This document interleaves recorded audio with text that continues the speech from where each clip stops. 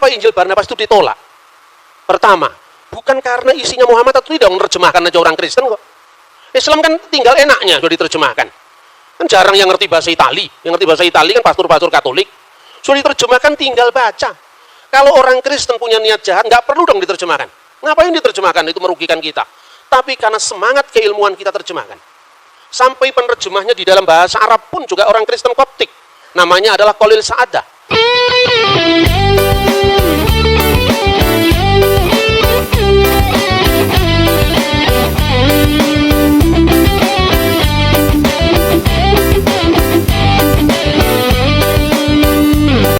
Sekarang kita memasuki sesi tanya jawab.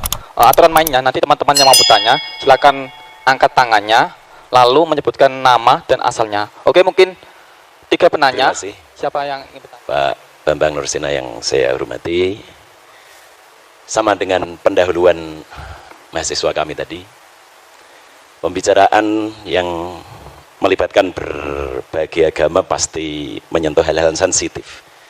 Tapi insya Allah dengan semangat persaudaraan dan kasih sayang akan kita lalui masalah sensitivitas itu.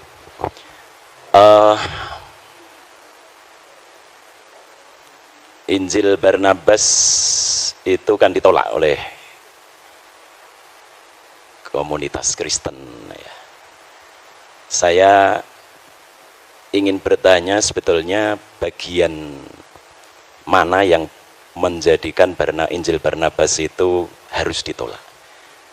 Kalau kesalahan-kesalahan data kecil itu saya kira juga terjadi di dalam Injil-Injil yang lain. Misalnya when down padahal seharusnya when up misalnya. Saya kira itu kesalahan kecil yang tidak harus berimplikasi kepada satu stigma heretik. Mohon maaf, apakah mungkin penolakan terhadap Injil Barnabas itu sebetulnya karena ada indikasi yang menunjukkan Muhammad yang akan datang setelah Yesus. Kalau tadi disebut the admirable, itu mungkin istilah yang baru muncul di abad-abad pertengahan gitu ya. Tapi saya pernah membaca juga bahwa dengan makna yang sama tetapi dengan menggunakan kata Yunani, Muhammad itu juga disebutkan gitu, dalam Pharekrida atau apa saya lupa itu. Apakah benar asumsi saya itu? Yang kedua, apa sesungguhnya keberatan yang paling utama umat Kristiani sehingga tidak menerima Muhammad dan meyakini Muhammad sebagai nabi sebagaimana Yesus dan Musa alaihi wassalatu wassalam. Dan yang ketiga, terakhir, bagaimanakah sikap saudara-saudara Kristiani terhadap para hermeneut yang pada umumnya berangkat dari gereja, tetapi kemudian tampak sekali usaha mereka untuk membuat Bible diterima oleh modernitas. Banyak sekali yang berusaha menyuwun sewu, misalnya kalau tidak salah Emilio Betti, kemudian yang ingin tanda kutip menyelamatkan Bible dari irasionalitas begitu. Dan ini dari kalangan gereja sendiri. Misalnya banyak hal-hal yang mereka anggap mitologis sekali yang tidak mungkin bisa diterima oleh nalar modern, sehingga harus ada upaya demitologisasi misalnya terhadap Bible gitu. Nah, bagaimana? Apakah pandangan-pandangan para hermeneut yang kritis tersebut juga menjadi mainstream di dalam dalam pikiran para penganut Kristiani? Saya kira itu, mohon maaf. Terima kasih. Untuk penanya yang ketiga. Assalamualaikum warahmatullahi wabarakatuh. Nama saya Bambang, tapi bukan Nursena, Pak. Jadi kalau kebetulan namanya sama, saya jadi jurusan ilmu Al-Quran dan Tafsir. Mungkin sudah ratusan, bahkan puluhan, bahkan ratusan kali saya mengikuti apa yang disampaikan oleh Pak Bambang, karena memang saya sudah sering mengikuti apa yang disampaikan oleh Pak Bambang sekitar 2 tahun lebih.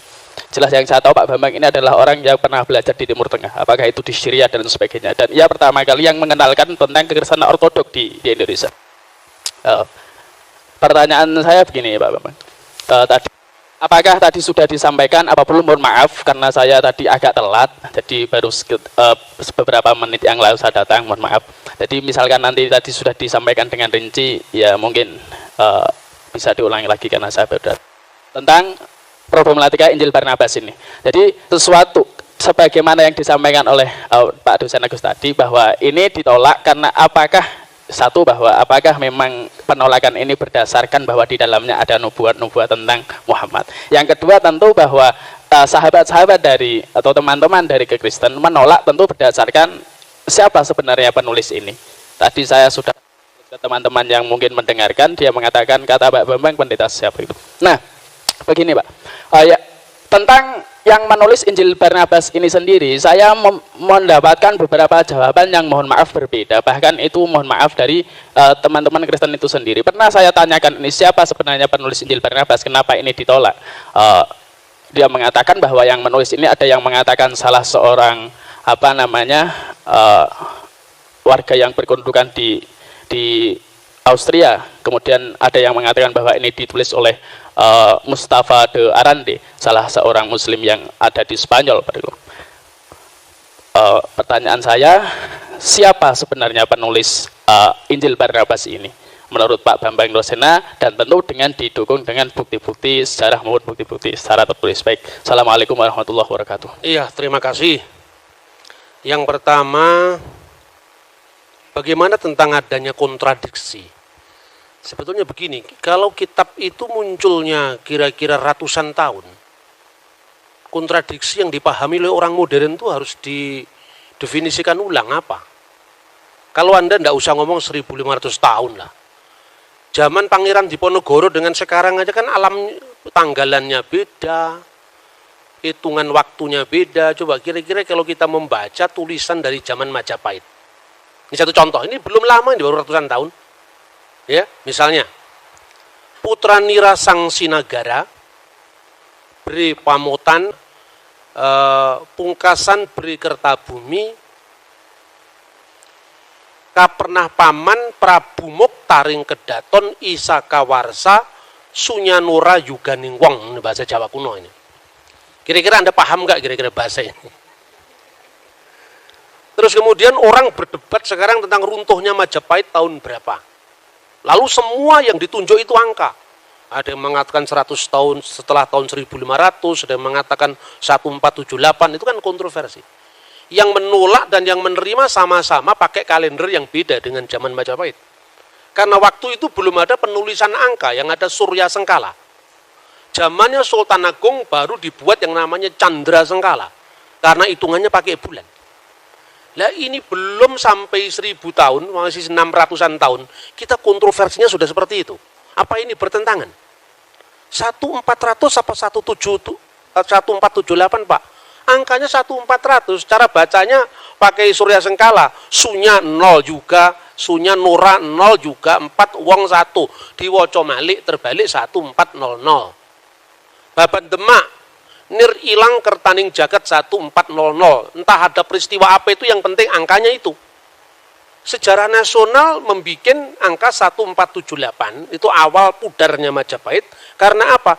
Karena sudah tidak ada pembaca yang ngerti hitungan zaman Majapahit.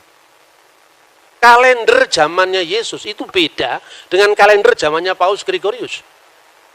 Kira-kira kalau kita membaca Alkitab Tawarik dan Kitab Raja-Raja, itu lebih kuno lagi dari setelah pembuangan Babel. Sebelum pembuangan Babel itu tahun 600 sebelum Masehi.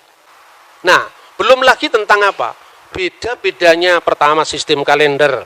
Kedua, zaman Nabi Musa, itu kan ditulis kira-kira tahun 1300-an sekian. Belum ada bulan namanya bulan Nisan. Bulan Nisan itu dikenal setelah periode kitab suci ditulis setelah pembuangan Babel. Karena dari kata Nisanu, musim semi. Sebelumnya itu namanya Etanim. Lah ini beda. Paskahnya di kitab Tawarik kok Etanim. Di kitab apa nabi-nabi kok nisan. Lah itanim itu ya nisan, sama Anda ngomong akad dengan minggu. Gitu loh kira-kira. Ini mudah sekali dijawab. Banyak orang yang kurang membaca ada yang mengatakan begitu. Karena apa? Kitab suci yang ditulis ribuan tahun yang lalu dipahami menurut logika zaman sekarang.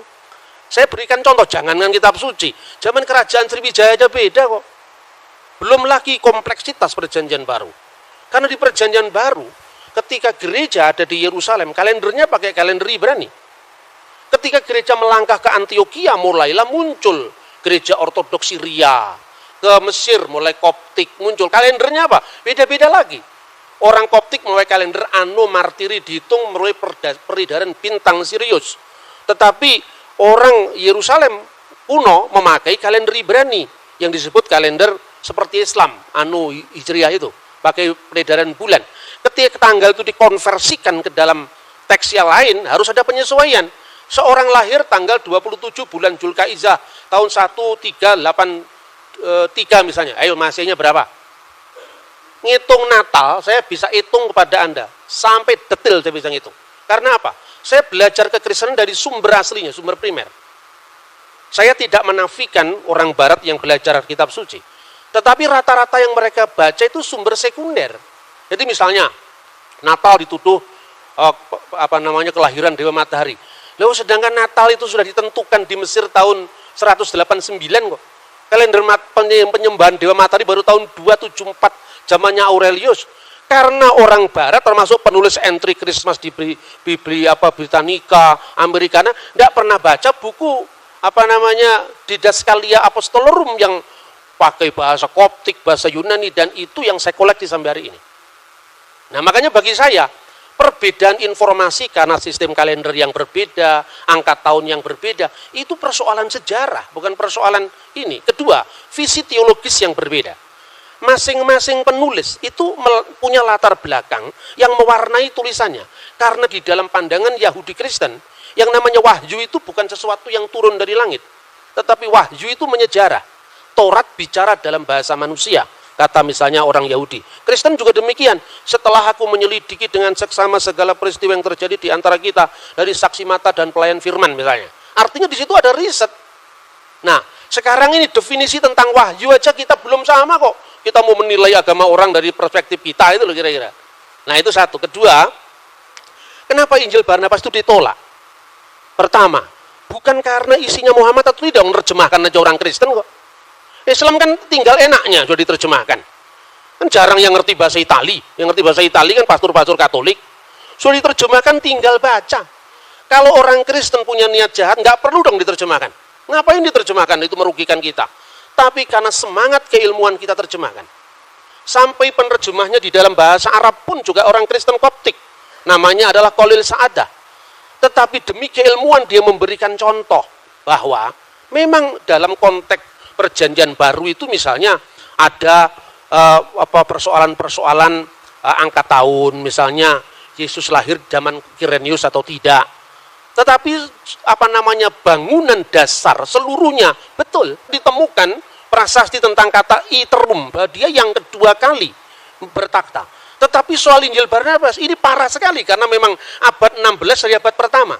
Jadi bukan persoalan ada Muhammad atau ada tidak ada Muhammad, bukan, tapi karena semangat keilmuan. Lah memang Injil abad 16 masa mau dipakai, sedangkan peristiwanya abad pertama. Sekarang gini, Anda percaya nggak proklamasi 17 Agustus tahun 1945? Percaya dari mana? Dokumennya ada, Pak. Koran-koran dari zaman Jepang, Suara Asia, Arsip Nasional memang ada. Kemudian kira-kira ratusan tahun kemudian, orang mengatakan, loh kenapa informasi saya nggak diterima? Lah yang jelas kamu datang tiba-tiba dan punya nilai sejarah, bagaimana mau diterima? Nah, soal admirable itu bukan soal begitu. Karena di dalam naskah kuno manapun, sekarang ini terlalu mudah, saudara-saudara. Ada teman-teman yang mengartikan Parakletos itu dengan Periklitos yang terpuji, admirable. Tidak ada naskah manapun yang eksis dari 5.780 naskah. Semuanya berbunyi sama. Hode Parakletos tu penefma tu agion hupemsei, dan seterusnya. Seorang penghibur yaitu Roh Kudus, dan penghibur ini dalam bahasa Yunani Parakletos. Parakletos ini ditulis dengan huruf alfa, tidak ada huruf lain. Sebab kalau bahasa Ibrani kan seperti bahasa Arab, ya ada jitir. Bahasa Arab itu kan dibentuk dari tiga huruf ya, bahasa Ibrani namanya sores. Misalnya salum dari shin, lamit, mim, sama dengan bahasa salam. Nah, kemudian di situ ada menjadi kata kerja baru, kata benda baru. Itu tergantung bagaimana pemakaiannya. Salam, muslim, taslim, itu kan satu akar kata. Tapi kalau bahasa Yunani nggak bisa. Parakletos ya parakletos, periklitos ya periklitos. Karena apa? Seperti bahasa Indonesia, cowek nggak bisa dibaca cuek, nggak bisa dibaca cowok, ya cewek. Karena itu memang struktur bahasanya berbeda itu. Lah naskah kuno itu melestarikan kata parakletos itu dari kitab Ratapan. Kitab Ratapan menerjemahkan parakletos dari menahem, menahemma dalam bahasa Aram. Nah, kata menahem ini untuk apa? Sang penolong, sang pembela. Makanya dalam bahasa Yunani modern, advokat itu parakletos. Yesuslah parakletos, di mana disebutkan 1 Yohanes pasal 2 ayat 1. Kalau kamu berdosa ada pembela antara kita dan Allah, ada parakletos, yaitu Yesus Kristus yang adil. Roh Kudus disebut alon parakleton. Parakletos yang lain, tapi kata alon itu menunjukkan satu dan berhubungan. Sementara kata uteros itu lain bertentangan. Misalnya, lo yihye Elohim akhirim alfanai. Jangan ada Elohim lain, ilah-ilah lain di hadapan hadiratku, misalnya. Di Kalok 10 perintah Allah. Itu disebut theoi uteroi, ilah-ilah yang lain. Odeis theos uteros. Jangan ada ilah yang lain. Uteros itu lain bertentangan. Tapi alos atau alon itu yang lain tapi dalam hubungan. Karena Roh Kudus itu rohnya Allah atau hidup ilahi yang dalam diri Allah. Sementara Yesus itu adalah firman yang menjadi daging. Bukan Yesus yang disebut Tuhan itu kemanusiaannya itu bukan. Yang mati itu ya bukan Tuhan, manusia. Maka dikatakan yang dibunuh dalam keadaan manusia. Seperti Quran turun ke dunia ada dua. Yang pertama yang kelihatan yang bisa diterjemahkan, bisa dibaca dengan lipatan bibir, gerakan lidah, kata Imam Al-Ghazali dalam Qawaidul Aqwaid. Tetapi ada di Lauhul Mahfuz yang kekal. Yang kekal dan yang temporal. Begitu juga ketika firman menjadi manusia, ada dimensi kekal dan dimensi temporal, gitu lah. Dan itulah yang disebut alon parakletos dan alos parakletos. Seorang bapak gereja dari gereja Syria Timur namanya Timotius Al-Awal. Dia mengatakan, seorang Kristen boleh saja mengatakan Muhammad berada di jalan para nabi. Tapi kenapa kita tidak langsung mengatakan Muhammad itu nabi? Lah karena sudah tutup, tidak ada kesempatan lagi. Sama dengan orang Islam mengatakan Muhammad kata nabiin. Lah kalau ada nabi setelah Muhammad kira-kira bagaimana? Kesulitan karena apa? Secara moralitas itu universal. Baik itu baik sekalipun tidak terjadi di wilayah kita. Tapi kita tidak terlalu berambisi untuk harus mensinkronkan teologinya. Karena apa? Karena definisinya aja belum sejalan. Bagaimana kita memaksakan teologinya? Saya contoh. Rasul dalam iman Kristen dan Islam itu beda maknanya. Rasul dalam Kristen itu berasal dari kata Ibrani seliyah. Artinya apa? Seorang yang punya otoritas mewakili umat. Jauh dari perbedaan seorang nabi menerima wahyu dan tidak wajib menyampaikan kepada umatnya, seorang rasul menerima wahyu wajib menyampaikan kepada umatnya. Dan definisi ini dibuat tahun berapa? Sementara kata saliyah sudah berlaku untuk iman Kristen dan Yahudi jauh sebelum Islam lahir. 600 tahun berlalu tentu saja definisi itu ada yang berkembang toh. Nah, artinya di dalam Kristen Ibrahim bukan rasul, di dalam Yahudi Musa bukan rasul. Tapi Musa adalah nabi, Ibrahim adalah nabi. Rasul hanya ditentukan untuk wakil-wakil kongregasi Yahudi. Makanya disebut seliyah hasibur. Jadi Yesus itu imam besar, makanya disebut rasul. Beda dengan definisi rasul yang dipaksakan oleh banyak orang yang berpolemik lintas agama itu gitu loh. Nah, seperti ini selesaikan dulu dong apa definisinya. Jadi artinya kadang-kadang ungkapan yang sama dimaknai berbeda, tapi ungkapan yang berbeda ide iman yang beda diungkapkan dalam bahasa yang sama gitu loh misalnya. Kemudian keberatan apa? Tidak ada keberatan kalau memang itu teksnya memenuhi syarat, kan tidak memenuhi syarat. Memang teksnya ya sekarang ini loh. Ada problematik perjanjian baru ya. Tetapi bahwa perjanjian baru ketika Yesus itu lahir, kaisarnya namanya Tiberius, penguasa Yudea namanya Herodes, tidak bertentangan dengan fakta sejarah manapun juga. Bacalah Yosefus. Bacalah 12 kaisar Roma, semuanya sejalan. Karena apa? Yang nulis memang orang yang sejalan. Yang menjadi wali negeri, Pontius Pilatus, itu katanya Injil Barnabas, ini bukan kesalahan kecil, ini kesalahan fatal. Karena apa? Pilatus itu baru menjadi wali negeri, itu pun sementara. Itu setelah pemecatan Herodes Archelaus. Jadi ketika Herodes Agung meninggal, itu kemudian ada 3 orang yang dipilih oleh Kaisar Roma, yaitu Archelaus, Antipas, dan Philippus. Karena Archelaus ini ambisinya terlalu tinggi untuk menguasai kota suci waktu itu, tanah Israel waktu itu, dipecat. Sensus yang pertama ditulis Injil Lukas masa Kirenius itu sensus Pax Romana, kesatuan Romawi. Sensus yang kedua juga ditulis di dalam Kisah Kisah Rasul pasal 5, itu sensus untuk apa? Melacak sisa-sisa pengaruh kejahatan Archelaus dalam rangka menyelamatkan jajahannya Roma. Maka kemudian Kaisar Tiberius mengangkat Pilatus, dan itu tidak hanya ditutup perjanjian baru. Untuk mengatakan seperti itu tidak usah dibaca perjanjian, tutup saja Injil, baca Yosefus, itu clear sejarah itu. Nah, Injil Barnabas satu pun nggak ada yang masuk itu. Bagaimana tahun Yobel dikatakan 100 tahun, itu kebangetan itu. Ada orang yang masih membela dengan nada yang sangat sangat apologetik. Mungkin kata 100 itu karena kaburnya antara huruf L dengan huruf C.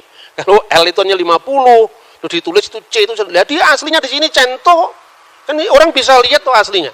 Makanya saya anjurkan untuk mahasiswa, belilah sumber primer. Kenapa ada banyak orang yang membaca Injil Barnabas berbeda-beda? Karena tidak punya bukunya ini. Makanya dia terus bikin spekulasi yang macam-macam. Misalnya dia Mustafa de Arandi. Saya pastikan yang namanya penulis Injil Barnabas itu Framarino. Karena apa? Pertama, fakta bahwa pada waktu itu politik inkuisisi gereja menelan banyak korban. Dan korban pemaksaan agama itu orang Muslim dan orang Yahudi. Dari Marano dan Morisco. Kemungkinan yang namanya Framarino itu korban inkuisisi. Lalu melampiaskan dendamnya di masa permusuhan umat beragama zaman abad pertengahan itu, menulis Injil Barnabas. Cuman karena dia belajar sejarahnya tidak komplit, makanya terlalu bersemangat nulis Injil sampai 222 pasal.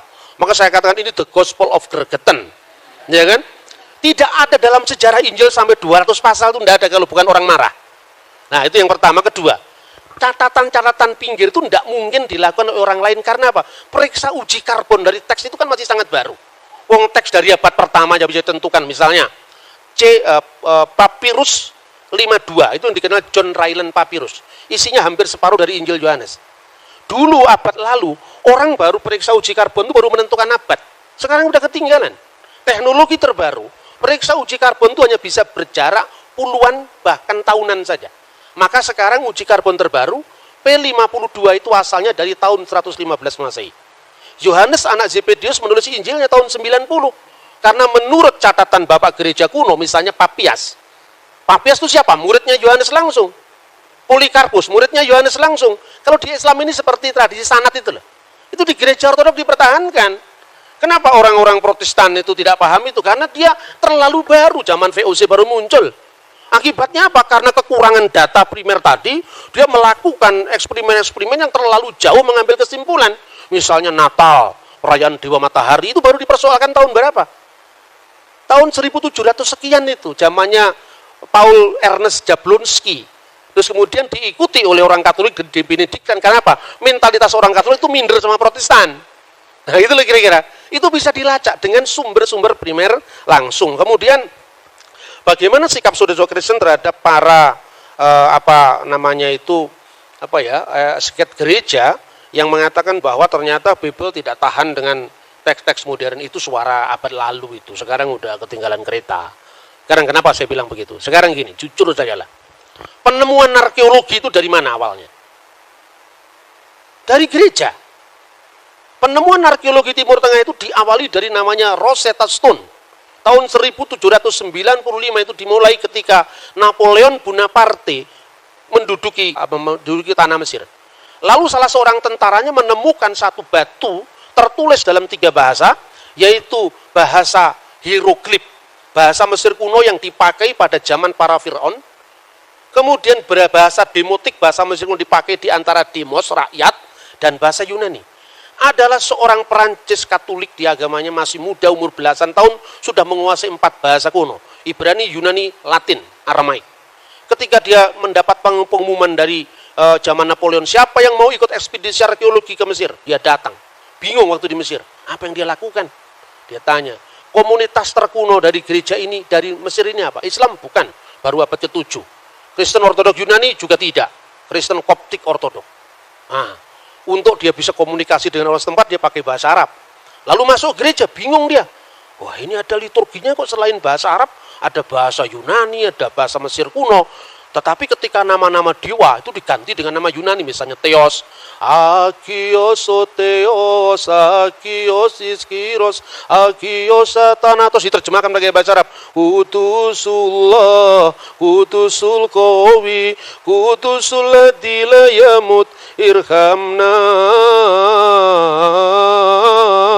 Al-Mastulillahi walibni warahil kudus ala-ana wa kulhainin wa ila dahri dahirin amin. Ini enggak ada Islamnya, ini Kristen asli ini. Itu apa artinya itu? Wah, ini berarti ada bahasa-bahasa kuno yang dipakai di sini. Ya, gimana kami bisa belajar? Di amat-amati itu 23 tahun dia bisa memecahkan. Dilihat bahasa Yunaninya jelas. Oh, di sini ada kata Ptolemaus, di sini ada kata Cleopatra yang selama itu hanya lewat cerita Antoni Cleopatra, ternyata ini tokoh historis, dilacak sama dia. Terus ada tulisan dalam bentuk huruf, dalam bentuk tanda gambar seperti matahari. Jangan-jangan ini matahari ini. Ini bahasa kuno yang sudah tidak berlaku lagi ribuan tahun. Dilihat bawahnya ada kata Helios. Ini matahari, jangan-jangan matahari. Dia datang ke gereja kuno itu. Tanya, kamu punya Alkitab selain bahasa Arab, bahasa apa? Yunani. Selain bahasa Yunani, bahasa Koptik. Apa itu bahasa Koptik? Bahasa zaman Fir'aun. Kok hurufnya huruf Yunani? Iya, ketika Rasul Markus datang ke Alexandria, penerus-penerusnya menciptakan peradaban baru. Makanya menciptakan huruf baru. Kayak orang Jawa sekarang, Anda lihat itu orang Arab, suruh baca Arab Pegon kan tidak ngerti. Itu produk lokal, karena itu menunjukkan bahwa bangsa kita bangsa besar. Sampai bisa bikin tulisan Arab Pegon. Begitu juga di sana. Dilihat ternyata, kamu tanya, bahasa Koptik iya. Bagimu akan ada matahari yang tidak pernah tenggelam. Bahasa Koptiknya apa? Oh, bahasa Koptiknya adalah on. Bahasa Koptiknya adalah ra. Ada dua kata, ra dan on. Ra itu apa? Matahari.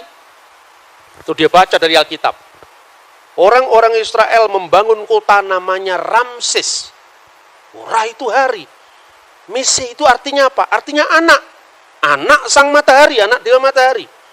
Nama aslinya Musa apa? Moshe. Mo itu air yang mengalir. Mese itu bahasa Mesir kuno. Artinya anak. Anak yang diambil dari air yang mengalir. Ketemu sudah ini bahasa. Sejak saat itu muncul namanya Egyptologi. Ini asalnya dari Bible ini.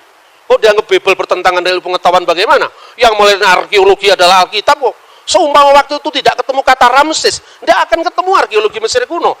Baru mulai ada penggalian di di Rasamra, penggalian di Babel, ketemulah kota-kota kuno, kota Abraham, namanya apa? Tel Turahi, cocok dengan namanya Abraham dalam Alkitab Terah. Ya toh?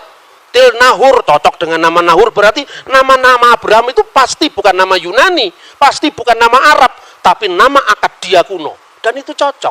Mertuanya Yusuf namanya Potifera. Poti itu yang dipersembahkan Vera kepada Ra, matahari. Sama dengan orang Jawa, namanya Suryawan.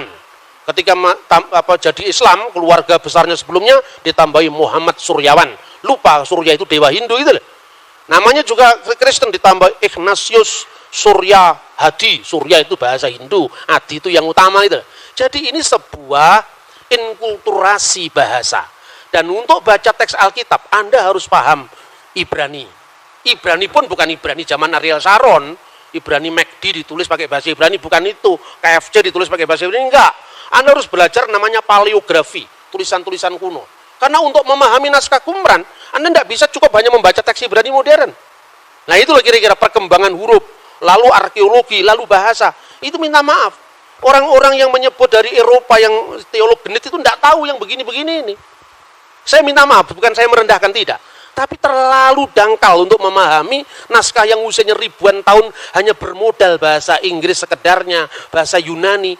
Bahasa Yunani Perjanjian Baru itu beda dengan bahasa Yunaninya Plato. Gitu loh.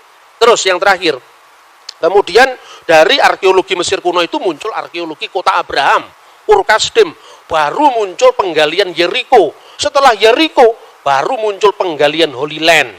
Pada saat para teolog yang meragukan bahwa teks-teks itu hanya bersifat simbolik, itu muncul sebelum era penemuan arkeologi. Satu contoh misalnya, Seorang meragukan apakah dalam perjanjian baru ada ungkapan 5 serambi dalam kolam Siloam.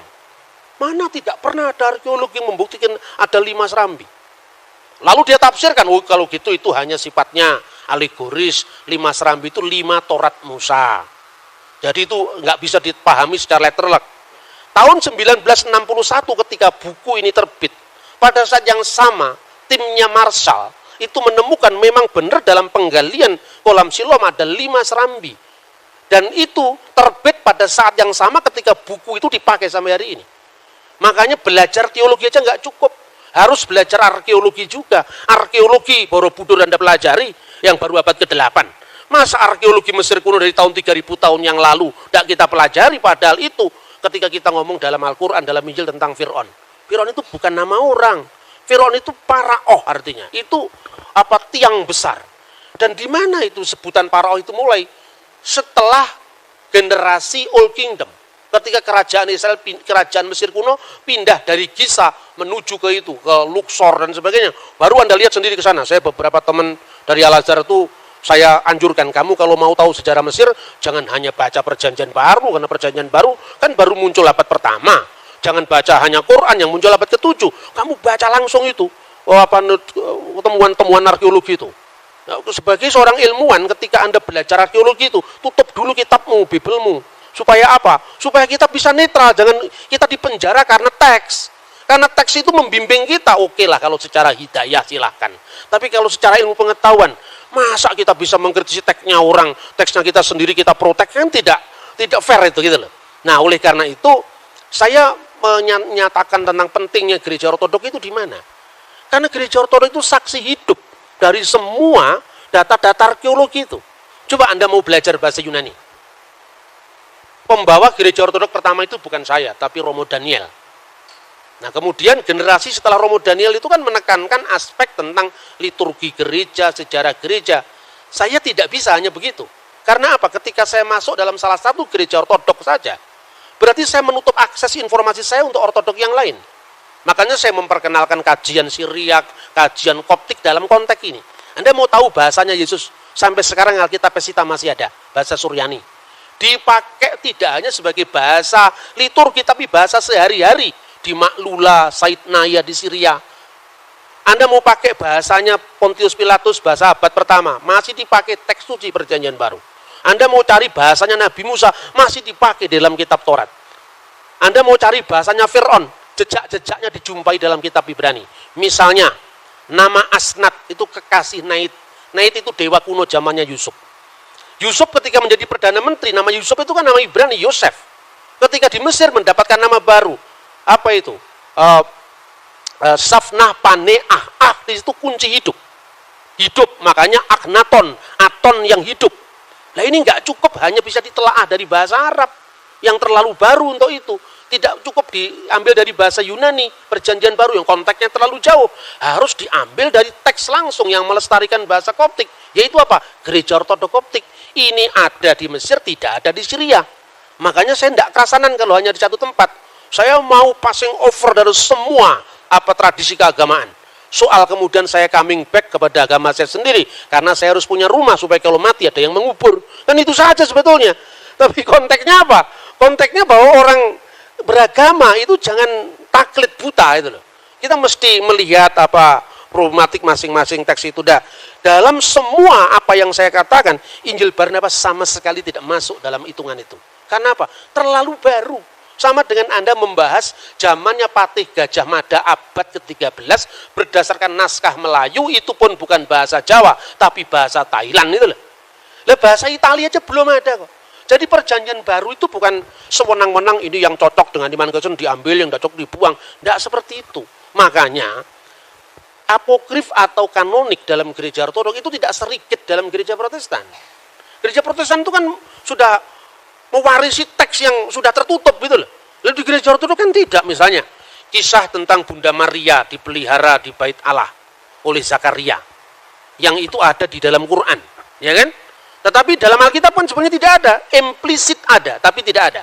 Itu ada dalam dokumen gereja Synaxarion yang diabadikan dalam buku yang namanya Protevangelium Yakobi. Bagi orang gereja ortodoks tertentu, ini kitab apokrif, ya. Tapi karena kitab apokrif ini ditulisnya paling dekat dengan peristiwa, tidak peduli, diambil. Diambil untuk apa?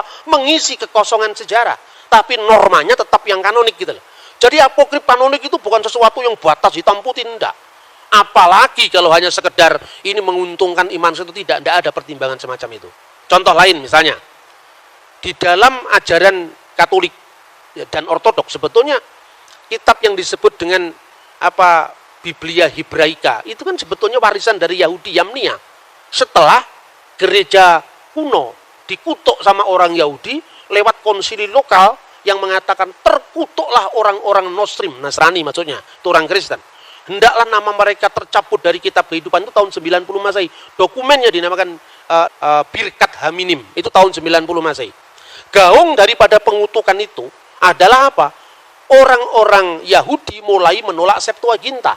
Karena dalam Septuaginta ada bukti keperawanan Maria, di mana kata Parthenos itu artinya tidak sekedar perempuan muda yang bisa perawan atau tidak, tapi harus berarti perawan. Nah, kemudian karena gaung penolakan itu, orang-orang Yahudi menolak teks-teks yang disebut Septuaginta tadi. Tetapi penolakan orang Yahudi terhadap Septuaginta itu juga tidak sedikit gereja modern. Buktinya apa? Yesus memperingati perayaan yang namanya penahbisan Bait Allah. Itu diambil dari buku Makabe, 1-2 Makabe, yang dipakai oleh gereja Katolik dan gereja Ortodok. Gitu loh. Jadi karena begini, dalam iman Kristen firman itu tidak menjadi kitab dalam pengertian apa harafiah, tapi firman itu turun dalam sosok manusia Yesus yang adalah peristiwa. Maka Injil bagi iman Kristen adalah peristiwa kabar baik, bukan kitab yang turun dari langit. Dalam sejarah, dalam apa ilmu agama-agama, ini harus jujur dihormati. Kenapa Timotius awal tidak keberatan mengatakan Muhammad berada di jalan para nabi? Di satu pihak dia tetap bisa mengagumi nilai-nilai kebaikan pada agama lain, tapi di pihak lain dia tetap untuk menjaga koridor teologisnya dengan agama lain. Ini mirip. Anda bisa mengikuti bahwa ada orang agama Bahai yang orangnya kelakuannya baik-baik ketimbang kelakuannya yang suka apa itu bakar-bakar toko itu. Secara ortopraksi dia baik, tapi kan kitabnya kitab setelah Al-Quran, Pak. Nabinya juga Muhammad Baha'ullah. Itu sudah tutup, Pak, pewahyuan kita. Namanya katamu Nabi Muhammad. Kita tidak bisa mengakui Bahai. Tapi kalau kelakuan baik ya kita akuilah, Pak. Artinya apa? Seperti itu, setiap agama itu punya batas. Bagi orang Yahudi, nggak mau mengakui Yesus perjanjian baru. Karena apa? Musa itu puncak pewahyuan. Bagi iman Kristen, Yesus itu puncak pewahyuan. Artinya, tidak relevan lagi untuk tuntutan imannya. Tetapi tidak untuk tuntutan etikanya, moralnya. Hubungan, karena iman itu tidak hanya, kebenaran tidak hanya dibatasi dengan ortodoksia, kebenaran iman, tapi juga kebenaran berperilaku dan kebenaran penyembahan. Makanya ketika Timotius awal mengatakan Muhammad berada di jalan para nabi, tidak menyalahi imannya, tetapi juga tidak menutup mata objektifnya bahwa Nabi Muhammad memang berjasa besar di dalam misalnya mengarahkan bangsa Arab sampai kepada satu deklarasi bahwa tidak ada ilah selain dari Allah. Gitu loh kira-kira. Dan itu ternyata cocok dengan perjanjian baru. Tetapi definisi kenabian, definisi pewahyuan itu memerlukan jalan panjang lagi untuk kita berdialog. Makanya perlu dialog teologis seperti ini. Terima kasih. Materi yang dibawakan oleh narasumber juga telah dijelaskan dengan baik. Semoga apa yang telah dipaparkan oleh kedua narasumber ini bermanfaat bagi teman-teman sekalian, terutama dalam hal menjaga toleransi di Indonesia, khususnya di kota Salatiga. Mungkin itu saja yang dapat saya sampaikan. Kurang lebihnya mohon maaf. Terima kasih. Wassalamualaikum warahmatullahi wabarakatuh.